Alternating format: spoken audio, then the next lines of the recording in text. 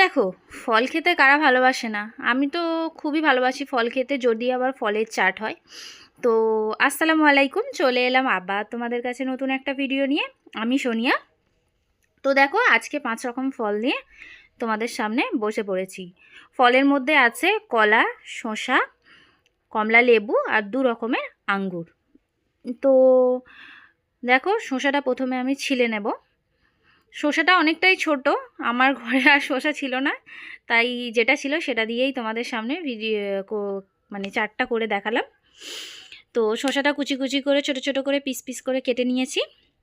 কেটে নেওয়ার পরে একটা প্লেটে তুলে দিয়ে কলাটাকে ছিলে নিলাম, নিয়ে তার মুখটা কেটে তারপরে কুচি কুচি করে কলাটাকেও কেটে নিলাম।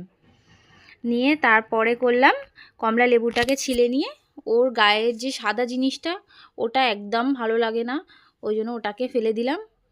ফেলে দিয়ে তারপরে কমলা লেবুটাকেও ছোট ছোট করে কুচি করে নিলাম, নিয়ে আঙ্গুরটাকেও ছোট ছোট করে পিস করে নিলাম।